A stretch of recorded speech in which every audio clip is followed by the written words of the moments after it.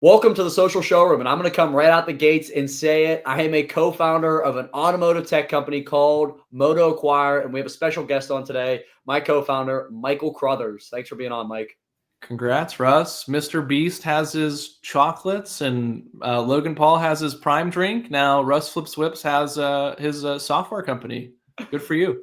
I never really thought of it like that, but that is a good way of putting it. One thing that's really important for me to tell people is Mike didn't give me equity in this. Mike didn't, say like, "Hey, Russ, you're famous. I want to give you equity and promote my brand." I actually found Mike through mutual connections, and I actually paid him to have the privilege to be a part of this fast-growing company. So that's how much I believe in this. I did pay a significant chunk of money, probably not shouldn't be public, but a lot of money to be a part of this company. I'm so glad I did. Mike, thank you for giving me the opportunity to be a part of your vision. And now what is our vision? We're happy to have you and your money. So thank you. So, Mike, should we talk about like how we met, how we got to this point? It wasn't like I met you, you were like, "Hey, I'm Mike, I do this," and I was like, "Hey, I'm Russ, here's money." We probably had an 8-month long journey to where we got to. I think in May of this year is where I officially invested, but we met in over the phone probably in like August or September of last year. Yep, 2024, and you had a problem, and we helped you solve it. So it was software, and that worked out pretty well. Your consumers, like the millions of people who follow you, were getting into this, essentially trade funnel we built for you, and everyone was happy, and they were tracking their value with you. And that's what we do for dealers, right? A trade funnel and value tracking emails. And so you saw how well it worked and how nimble it was, and never crashed. Everyone was happy. All your consumers were happy. So I think you kind of got like some exposure there that made you feel confident in joining the team. And when Mike says a problem, through a mutual friend of ours, Mike was working on something already for dealers, working really hard on the technology for a better trade-in tool. Think you go online, what's my trade-in worth? And there's a lot of options out there, and not a lot of them are really good. A lot of them are very old technology, and you need to have new technology, especially a lot of people are on their phone, and our technology is optimized for phone and desktop. And my friend makes the intro. He goes, "Hey, Russ, I know you have like so many leads. You can't even keep up with them. People inquire. They can't buy a car now. This guy, Mike, built this thing that everyone wants to know what their trade-in's worth. And people want to know that often. People are looking that up more than like once every, couple months.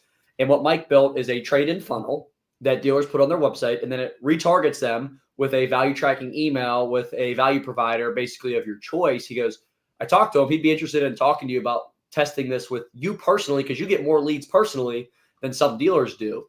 And we did it, put one, brand it to me, Russ Flips Whips, and I could start funneling people that are like, "Hey, Russ, I'm upside down 12 grand, but want to buy a car off you eventually." Well, what do I do with that? Do I put that person in my CRM and call them every month and waste my time? Or do I say, "Hey, get a value, and then I'll remind you every month what it's worth, and then you can write through that, the email we send you, you can inquire." And we did it, and it was great. I'm like, man, if this is working for me, this would work so well for dealers. And Mike was still launching the product. And as he was launching it with dealers, that's where I was like, "Mike, I want to be on the team.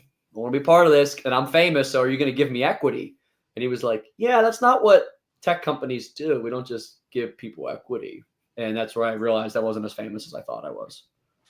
Yeah, maybe a couple million more followers. But yeah, the problem, I think, especially in your seat there, was and this is the problem that dealers have too, right? Like trade leads, if you get 100 of them, you convert. If you're really good at converting them, you're converting double digits. So if you get 100 trade leads in a month and you convert 10, you're awesome.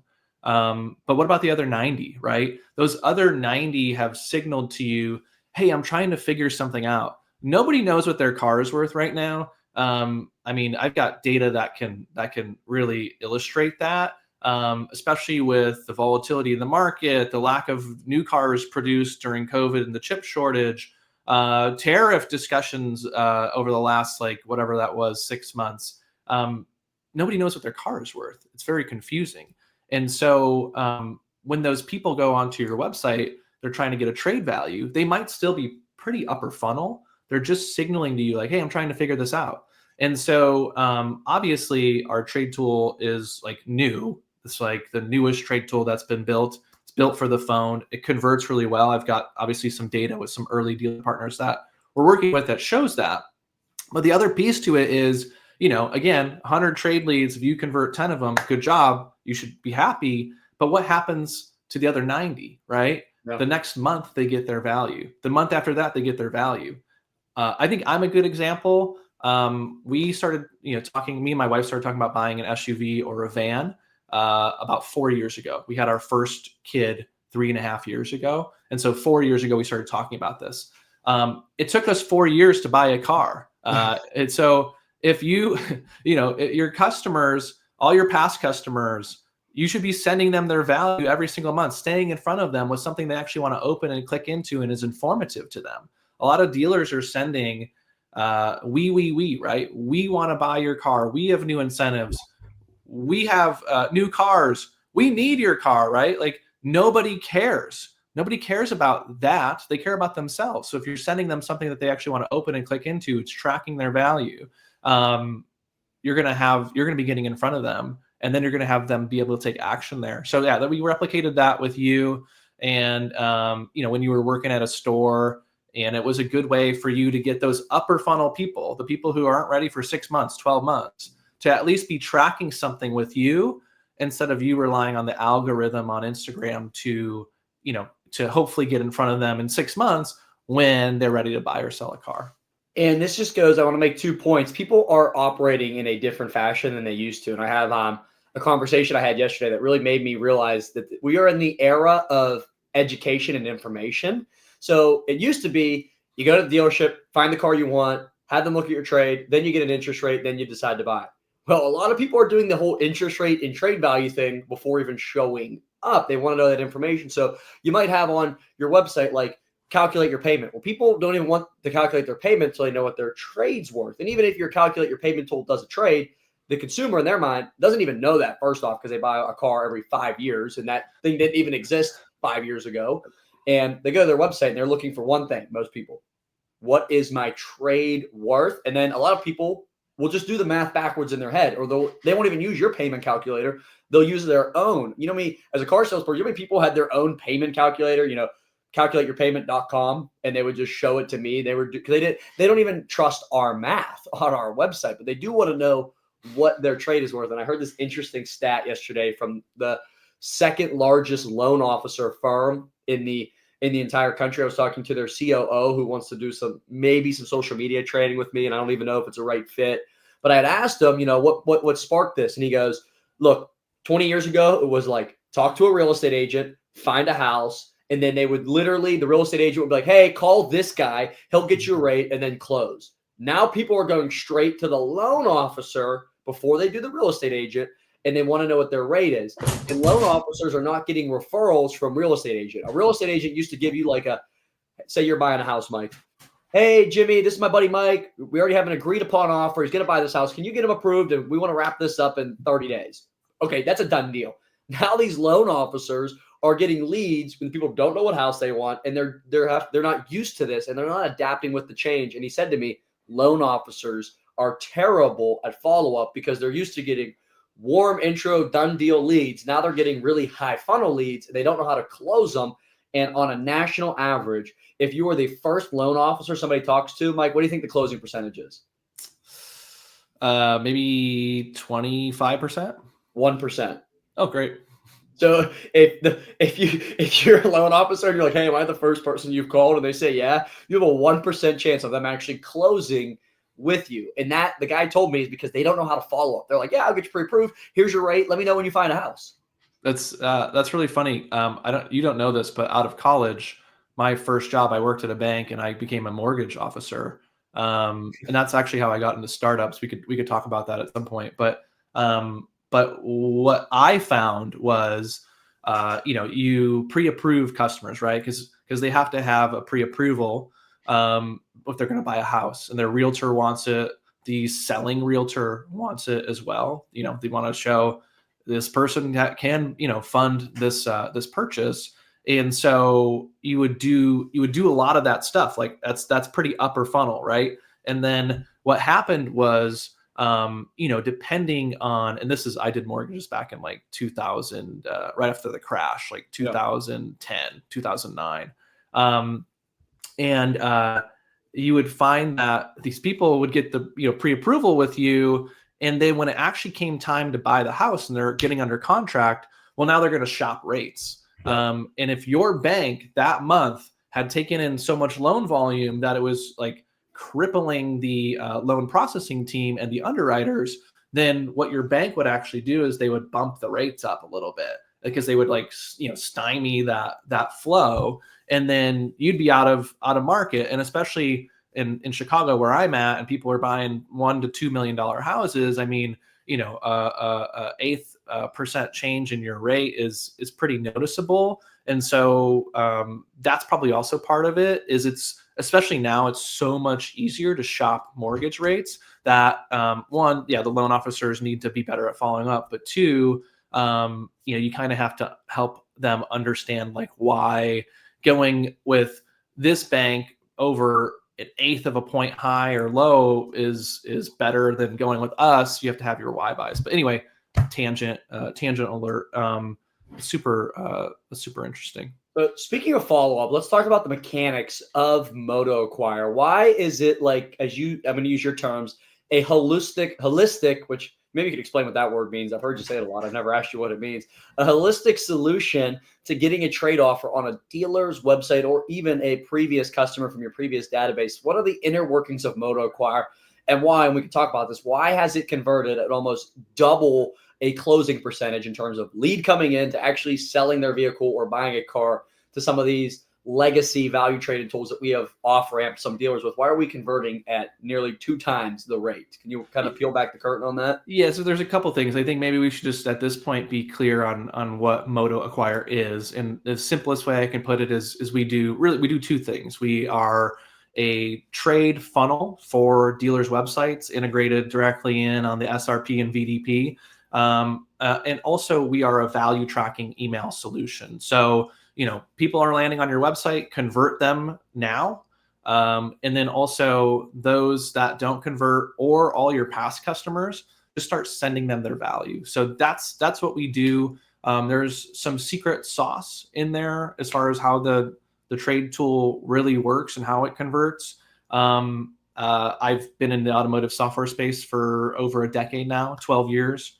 So definitely have some secret sauce in there as how it works. But I think, like, to answer your question a little bit deeper, dealers just should think about what's available, right? Like there's really 2 flavors of trade tools out there. There's the instant valuation tool, and then there's the firm offer tool. The instant valuation tools are maybe a little too simple. They don't give you a lot of context into your CRM. They're just giving you name and email basically. And maybe, usually make, model, trim, maybe the VIN, maybe not. The firm offer tools are laborious. Maybe they're really good in store because you can hand it to a salesperson and say, go do this, go value this car with the customer and walk around, and the salesperson can't mess it up. But having a consumer do that on your website is probably not the best idea, because if you give them 6 pages of work, especially if it's a clunky mobile experience, they're probably going to bounce out. And we're seeing that, right? That's probably why we're converting so much better, is because our system, even though it does ask all the questions that you'd want to ask, it does it really easily and smoothly. The other thing I would say about the firm offer tools is, what's interesting is, again, you're getting less leads through those tools because they're so laborious, but you're also probably getting the leads that are very desperate. The people who are like, I really need to sell my car. I really want to, they want to go through that whole process, and maybe they aren't the most qualified. They aren't your ideal customer. And so you get less leads, and you probably get lower quality leads. And I think that's probably why, our conversion rates are far and away above a lot of the firm offer tools. Again, I'm not trying to, poo-poo those tools. We're friendly with a lot of the other players in the space. We could integrate into those players too. Again, if you're using like a firm offer tool in store, you probably want something like us on your website to get more trade leads in, and we can push them into those backend tools. So I don't know if that answers your question, but that's really good. And it reminds me of a conversation I had yesterday with a dealer that we're about to onboard probably 10 of their stores. He was like, well, hey, this firm offer tool, all of our salespeople are using it. And I don't want to get rid of that process. I said, nor should you. The salespeople doing the firm offer tool to create a seamless experience for in-store for clients is great. But for having the customer go on your website and answer a bajillion questions about their car, they do it wrong, or worst case scenario, they get bored and get off and don't do it at all. Yes, a sales guy walking around a customer's trade or a used car manager answering all those questions, putting in every dent, ding, scratch is a great way to protect yourself and to protect the dealership's profit margins, to make sure you're not putting crazy numbers on cars, and make sure you have a structured, guided process. Your used car manager's not just using his gut. No, I don't even need to, I'll just look at it from the curb. It looks good, put a number on it. No, you should go walk the car. You should have a process. And those firm offer tools are great for in-store, but what is your user experience? What does a customer go on and actually experience to make getting the lead to the dealership easy for them, get the information they want? And as you said, Mike, not make it too easy where you get too many leads and they convert so low, but not make it so hard that they don't come across to your CRM at all. Yeah, I think the other worst case scenario is customer goes through all this work on your website in a firm offer tool, and then they get a really low firm offer, and then they don't answer your phone calls. They're like, why would I answer your call? I just did all this work, every other website is giving me a much higher offer, so they're not even going to answer. But yeah, firm offers too. As someone who was in store that used a firm offer tool, you know how many times a customer would come in? They did their firm offer online. They did it wrong, and now we have to back it down, or at least have that and sometimes you back it down, and then they complain, and you end up just giving them what they want. But like, hey, you didn't put there was rust on the right rear quarter panel. Hey, you didn't put your tires were bald. So yeah, your 2018 Ford Edge, it said spit out 17 grand, and you came here thinking you were getting 17 grand, and that was the best offer you got. And this is the worst case here too. It's too high. Comes in, the car's not as described. And then your used car manager or as a salesperson, you go in, you pull up that firm offer tool, put in the right info, and now they're very upset. And I've had that happen. And then it becomes an argument. Oh, well, my tires aren't bald. What do you mean? They passed the inspection last month. And I've had those arguments because they didn't put it in right. And when somebody comes in thinking they're getting something and then they're not, that's always a tough discussion to have. Yeah, that's the nature of the beast. So I would say, to kind of put a pin in it, we're kind of like the Goldilocks solution, right? The instant trade tools are, they don't do enough. The firm offer tools are too much. We're right there in the middle. Consumers are hitting your trade page. They're converting much more highly. They're submitting their information, and then at least anecdotally from several of the dealer groups we're working with, lead count is way higher, and close rate on those leads is way higher. So we're happy so far. So Mike, you were the top salesperson at a very, very well-known company, Roadster, which got acquired by CDK, and you were their top salesperson for a long time, doing a very good job. What made you decide to leave? I don't want to call it a cushy job. I'm sure there's nothing cushy about sales, but you found your groove. You were good at what you were doing, making, I'm sure, a lot of money, to quit that to go ahead and make no money. Yeah, I just want to be clear. At Roadster, I did really well, but we had a very small sales team, and we all traded top spots over the time there. And obviously, I think it's a good point. What I found and what we're kind of implementing here is the tools that work really well for the consumer, the tools that convert the consumer the best, are going to get the most dealers to use them, right? I've always had on the side little software businesses, little things I was tinkering with, and so I knew that I wanted to build a company. I looked at the trade space, and I looked at it and I was like, I don't think anyone's built a new trade tool in the last 10 years. And if you think about that, not to get like too into the sausage making of a software company, but right now, what do we have a lot of? We have a lot of like people and companies trying to jam AI into these old companies, right? There's these software companies that were started 10 years ago. The initial code was written 10 years ago, right? What do we know about software? The code languages have changed and evolved heavily in the last 10 years, right? And so now you have all these companies, legacy players, big companies, as well as newer companies that started in the last 10 years, just trying to jam AI into what they're doing. And it's like, let's start from first principles. Like, we don't need AI to solve our problems necessarily. We just need to make things like more updated in today's world of how people use software. And so I saw that there was an opportunity. Again, like I said, some tools are too hard, some tools are too easy. And so I launched right into that. But certainly, like, from my experience as a director at Roadster, seeing what the experience could be, I've kind of borrowed a bunch of that as we started building out MotoAcquire.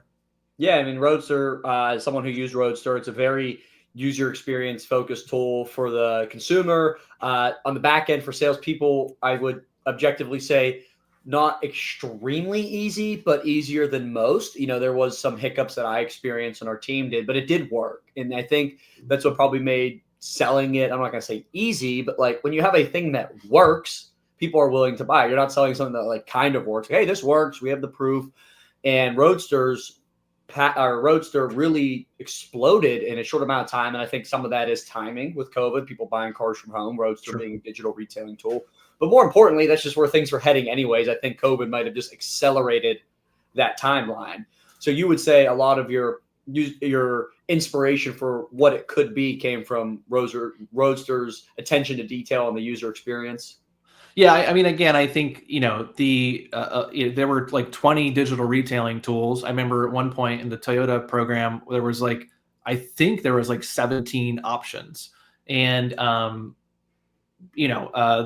Roadster obviously had a successful exit, for almost $400 million, and we were the most expensive tool, we were most premium tool, and every month, every quarter, we were in every single OEM program. I would see, the OEM data that would show us compared to all the other digital retailing tools and which one was converting the best, and it was always Roadster. And that was because they started, again, first principles with what's the optimal experience for the consumer, and the consumers would get into that experience, they would convert more highly, and then what happens? More dealers pay, instead of paying $1,000 a month for your digital retailing tool, they were paying $2,000 a month, and that was because it was working. And then obviously that company grew, and we had an exit, right? And so similar mentality here is like, we're for lack of a better term, like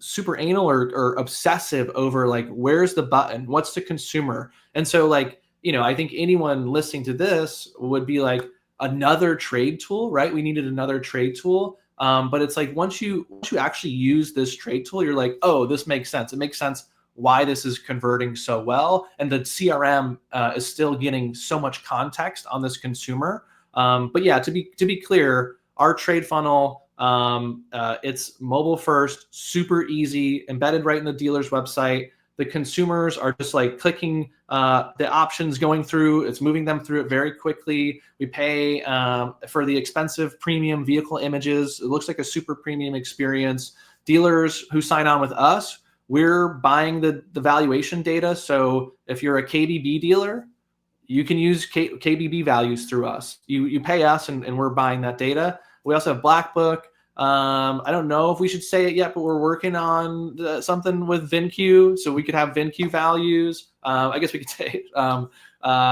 Those guys are really cool. They've been super sweet and awesome to talk to and start working with. And so instant valuations, customer opts into value tracking, they can also say, hey, I want to get a firm offer. It's truly a funnel. And that's the way I think about things on the website is, the website's a funnel. How do we get the customer from the top to the bottom so that then your team or your AI tool can work with that customer? And so yeah, that's how we've architected it, and it's working really well.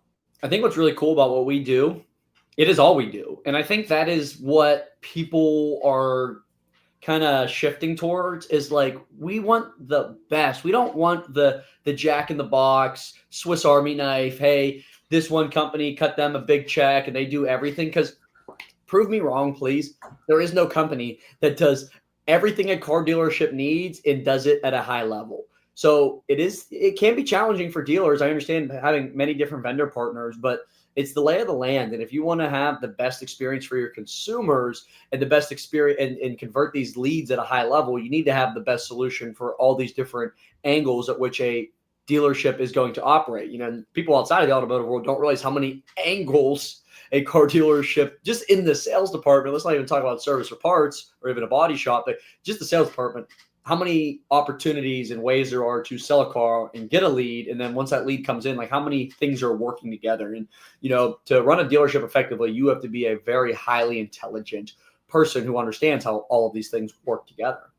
Yeah, I think it's, it's the old adage, like, jack of all trades, master of none. We are pretty deliberate, and we're running obviously traction at the company now, or EOS at MotoAcquire, and it's just like, what are we doing? Let's focus. We are making the best trade tool and best value tracking email possible.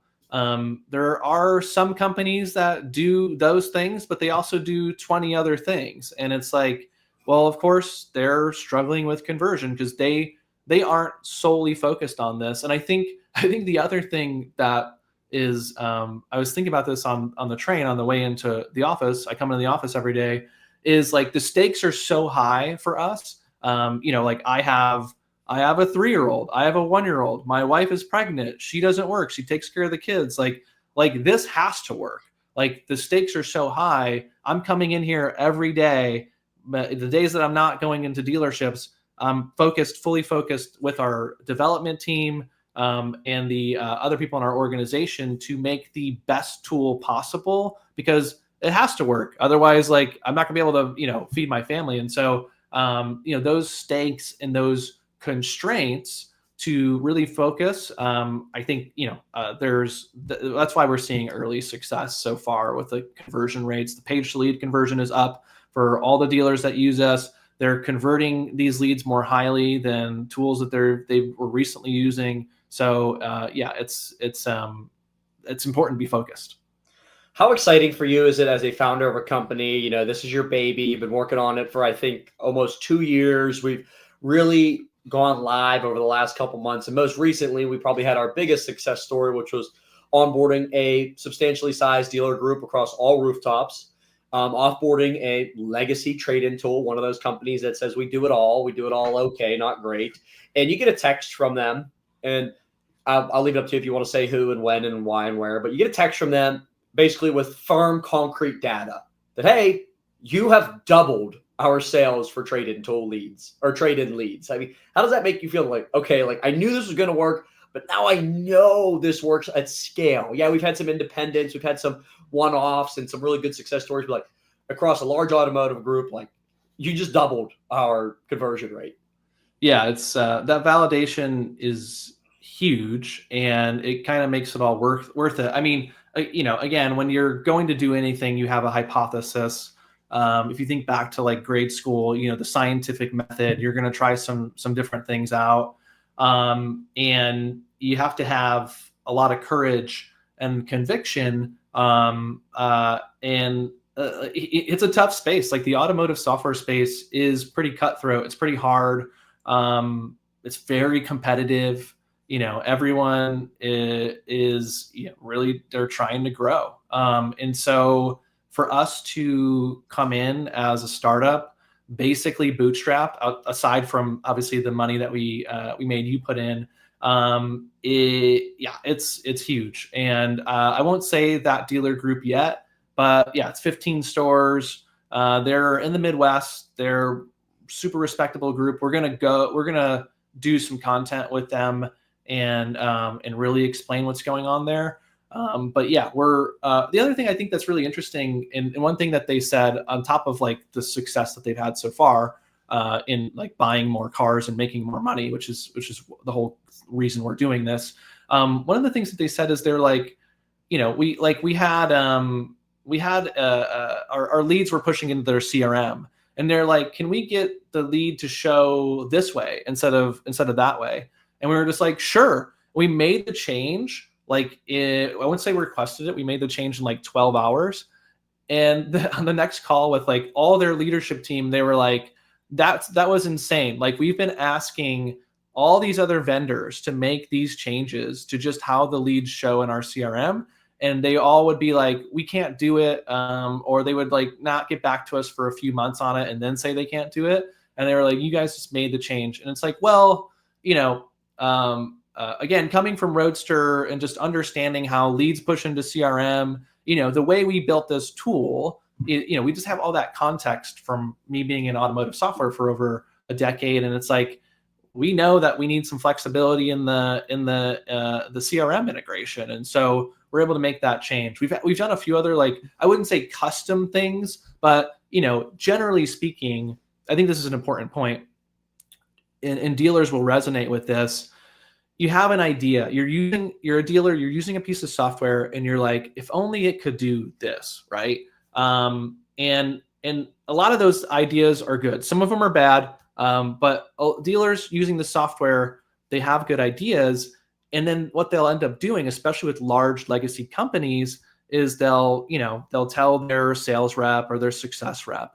And then what happens is that those reps then go to the product and engineering team, and they say, hey, so-and-so big group that pays us $1 million a year, they need this to just do this. They need it to show a little differently. And the product team, especially at large companies, they have these roadmaps. And these roadmaps are what we're building over the next 2 years, right? And they try not to deviate from those roadmaps. Yeah. And they jam so much in there. And it's good to be focused and it's good to have a vision, but they oftentimes like don't deviate from that. And so what'll happen a lot of times is a dealer wants something, they request it, and then it has to go up the food chain, and then eventually it's just like the people at the in that org, they're not directly tied to revenue. They're still going to have their jobs if a bunch of dealers churn. And they're like, yeah, we can't do that. It's too big of a deviation, even though maybe it's a small change. And then yeah, dealers will hear back like 2 months later, oh, we can't do that, And so I think that's another thing about us that's really cool. And especially with it being new code, again, not to get into the sausage making, but we're pretty flexible, right? Like we wrote this code in the last 2 years. It's not code that was written 10 years ago by someone who's no longer at the company. And we have all the context on what we built. We built it intuitively, knowing that there should be some flexibility. But yeah, we've had some groups that we've done some more kind of like custom stuff with. We had a group that has a buying center, and they wanted, if a customer's trading, this is really interesting. If a customer's trading their car, they and they're on, let's say you're on the Honda site or the Ford site.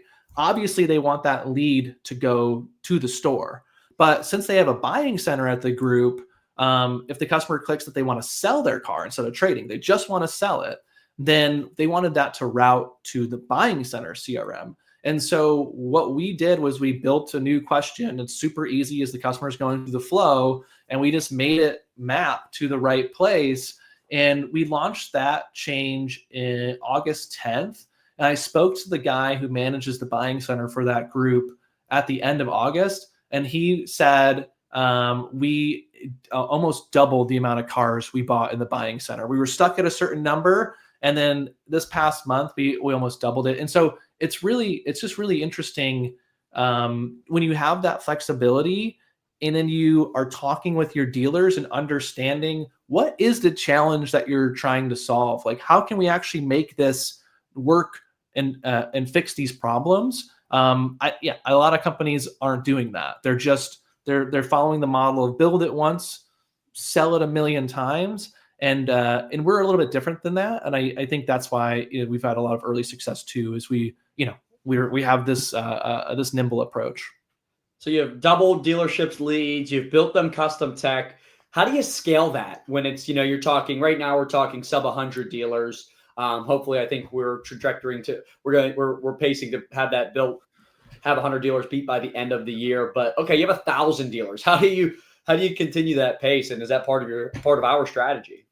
Yeah, I think the way it is tricky. The way that you're kind of building it is based on like configurations, right? You've got this overarching setup, but then there's different configs, and it's not that complicated. And I think that what happens is, you end up working with a dealer in the Midwest and you work with a dealer on the California coast, and they maybe have the same overarching tool set, but they have different configs, and you learn different things. And then you can actually, apply some of those configs as a global change. You can go back to your Midwest dealer and say, hey, here's, we made this change, 3 months ago with so-and-so group in California, and it increased their lead conversion 25%.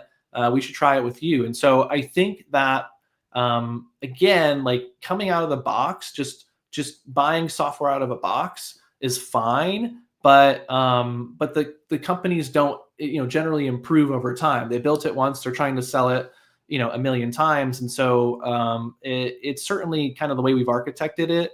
It's scalable in that sense. And so there's things you turn on, turn off, but we've architected it in such a way. That's kind of a vague answer, but yeah, I mean, it's so far so good. And I think it's awesome too. And I don't think this is part of our vision, but like, okay, you call one of these legacy companies, say, I want custom tech. It's not even an option.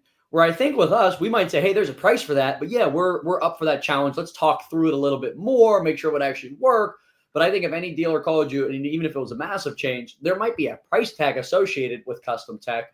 But call one of these big players and say, hey, I want custom technology. And they would just be like, yeah, I'm just a rep. We don't do that. We can add that to our roadmap and send that up the ladder. Hope you're enjoying the tool still. Yeah.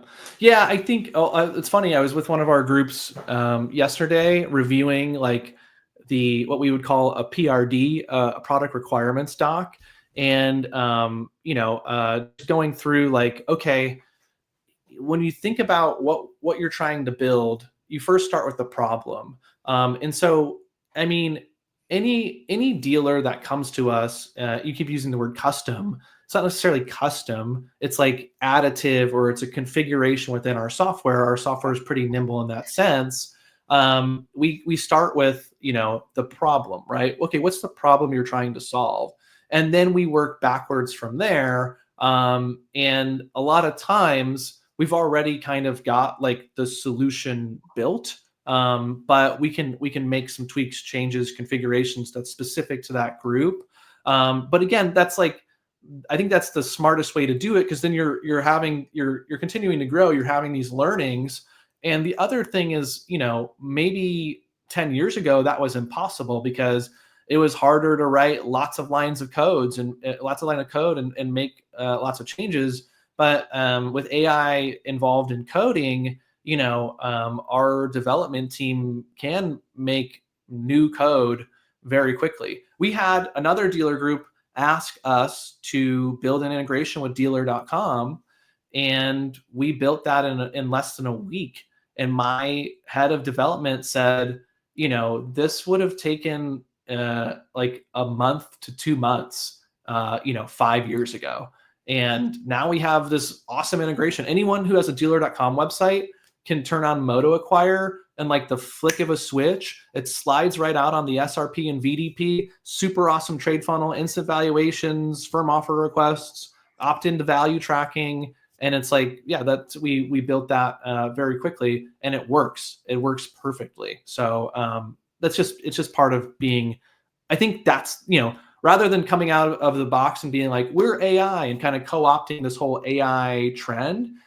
We certainly are, using AI. We're not Luddites. We love AI, but we're not sitting here being like, oh, our system is all AI. But we're leveraging it in different aspects that are making us more efficient and better, and we're able to make better software for dealers because of that. Yeah, I love it. So I'd say, a year ago, we were pretty sure it was going to work. A couple months ago, we were like, this is working. And now I think you can just sense when we're talking to dealers, like, hey, we know this works. Like, we're so confident this works. But I want to bring the whole conversation full circle based on how we started and how we'd like to end this conversation. We partnered. And what did you think about our partnership, 7 months ago? I'm bad at time frame. 7 months ago, when I cut you a check for a large amount of money to be a part of this company, what did you think of it then? Versus like, what was Russ going to do? How's Russ going to be involved? I'm taking a shot on this 26-year-old influencer car sales guy to help me run an automotive tech company. Am I out of my mind? Versus here we are 7 months later. What was your thoughts then versus now? I think, well, I kind of already knew you a little bit then. I think so. Not to bring up Roadster a lot, but like just in the companies that I've been involved with prior to this, there was a lot of talk about core values and culture, and when you're young and in your mid-20s, like you're kind of like, oh well, whatever, like I'm here, I'm working a job. But now I'm 37 and I'm here all the time, and this is what I'm doing every single day and what I'm fully focused on outside of being with my wife and kids. And you want to, if you're going to bring someone into your company, you're kind of married to them. It's really hard to get people off your cap table. You want them to be a culture fit and align with your core values. And I think that, I knew, like, I had a good sense about you. You're a really good person. Not to gas you up on your own podcast, but that's why I asked the question. But I knew I liked you and I felt good about you. And then now that we've been working together, what has actually happened was, I think, you've really helped to continue to bring out the good in me that I'm trying to put into this company. And also we're like becoming really like more narrowly focused on what we're doing. We're driving the business forward. It's just been, it's been amazing working with you. And so yeah, I initially it was like, oh, this should be good, but now it's like we went to Pittsburgh the other week, a couple weeks ago. Me and you sat in a room. We're implementing traction. We're driving the business forward. That's really key. That's really important. So yeah, I've loved working with you so far, and obviously too, you've helped bring in some dealer relationships and open some doors. But that's kind of like secondary or even tertiary to what you've done impacting the business and helping us make this better.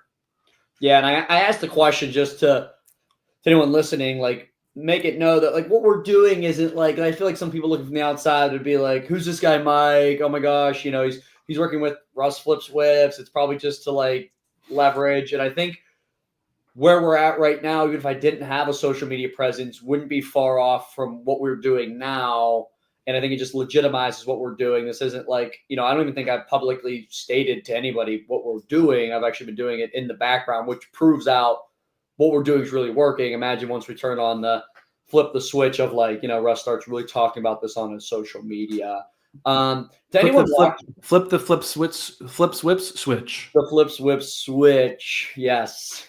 To anyone watching, in 30 seconds or less, every dealership has a trade-in tool. Some are forms that are 100 questions long. Some are pretty slick. I wouldn't talk bad on some of these competitors that do have a slick tool, but we're pretty confident ours is the best. Why would somebody turn off and pay for ours, or one who's not paying for it at all pay for ours? 30 seconds or less. What would you say to them? Yeah, I would say the most important thing, the easiest customers to convert are the ones who are hitting your website. Unless you're driving a bunch of junk traffic there, those people are the best to convert. And so if you have, like, everything in my head is a funnel, right? if you have something that is making those people bounce, then that is bad. And so, for every dealer listening, just drop what you're doing, go into your trade tool right now, play with it on your phone. And if it is the least bit hard, maybe think about making an upgrade there. People who use the internet are fickle. Like, we are so trained by these social media apps, right? Like, especially, thinking about Russ, we're so trained by, Facebook, Instagram, TikTok. When we're scrolling, like, everything is so easy. It's so easy to use. And now we go to a dealer website and we're going to do this trade tool, and it's like, it doesn't fit on my screen, or, it's 6 pages of work. And every time I select something, then I got to press submit. Like, it doesn't really make sense. Internet users are fickle. They're going to bounce. And so if you want to acquire more cars or sell more cars, the people who get to your website, you have to convert them. That's what we're doing. We've made, a better funnel, mousetrap, whatever it is. And then the second piece of that is, think about all your past customers, right? Those are the next best people that want to work with you. If you've done a good job selling and servicing their car, you should not necessarily have to go buy a ton of leads from a third-party marketplace. You should be getting in front of those customers, and you should be sending them their value every single month. And that's what we do. The value tracking emails are super awesome. They have like a 60% open rate. They're not we. They're not about the dealer. They're about you. And customers can take action right from that email. So that's what I would say. Convert the people that are on your website now, and then get back in front of those people that have worked with you with something they actually want to open and click into, and then they can take action from. That's why you would work with us over any other tool. But caveat, we love everyone in the space. We want to play nice with everyone.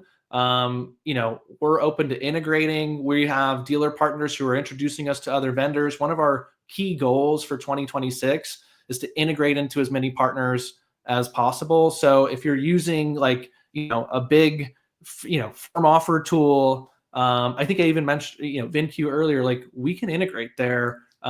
We want to work with everyone in the space. We just want to help dealers make more money and acquire more cars. So you might not necessarily have to get rid of something that you're using on the back end, but certainly you can improve the consumer experience on the front end, and that's going to make you more money. Yeah, great answer, Mike. Thanks so much for coming on. I'm super excited for what the future holds. And worst case scenario, I can't wait to just look back on this video when we prove out how successful we are. We have a bunch of dealers utilizing our tool to make more money, sell more cars, and help more people in their local market, which is so awesome and so awesome to be a part of. So thanks for hopping on, man. Let us know in the comments what you think about this video. And for more videos like this, follow The Social Showroom.